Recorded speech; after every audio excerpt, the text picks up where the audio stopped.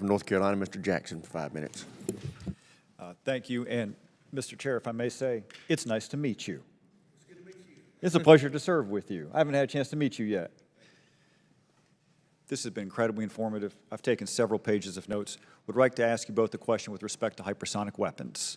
I'm going to give you my assumption, and I would like you to tell me how I am wrong. My assumption is that were China to gain full capability or significant capability with respect to hypersonic weapons, that would have a strategic level impact on us were we not to match it with defensive capability, and that specifically it would impact our Navy's operational range of movement. That's my very basic assumption. Am I wrong about that?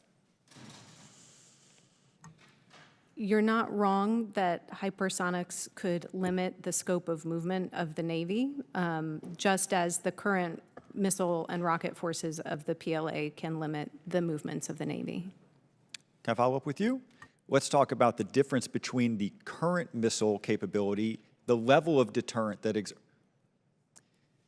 the difference between the conventional missiles that exist and the hypersonic missiles that exist. My assumption has been that the hypersonic missiles pose a game-changing level impact to the operational range of our Navy. Am I wrong? Is this an incremental difference between the existing missiles and hypersonic, or is this really an exponential difference?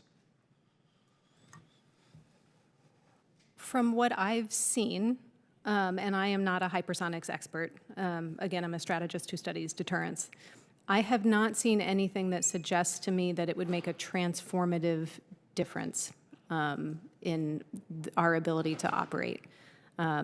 So the evidence is still probably early.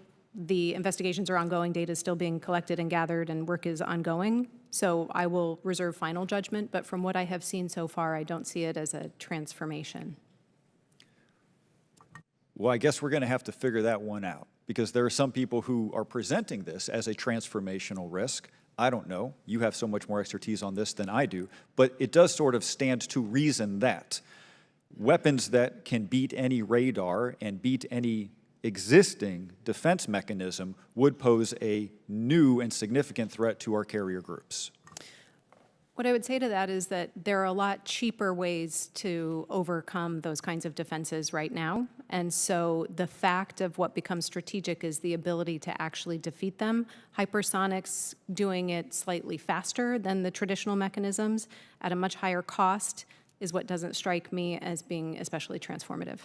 So what you're saying is there's worse news than hypersonics, that there are other easier, cheaper weapons that could have game-changing impact.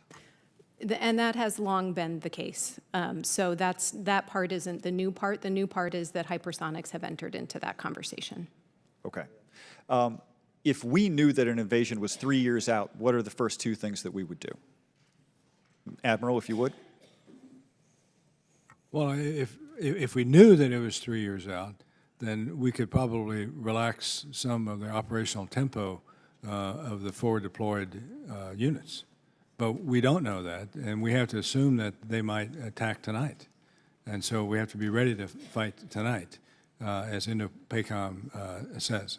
If we knew it was going to be 3 years out, then we could invest now in some of the weapon systems that we might actually realize in 3 years.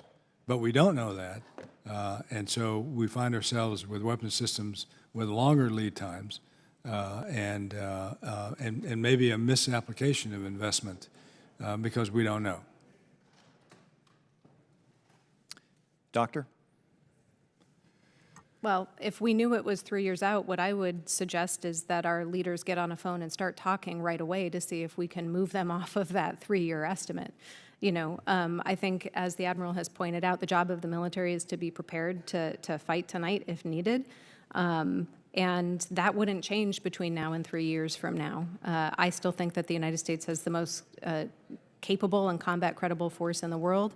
If we couldn't find a negotiated solution to on a 3-year time horizon, then, you know, we'd be in bad shape for more than one reason, and we'd have to figure out the best fight we could put forward. Thank you very much. Gentleman's time is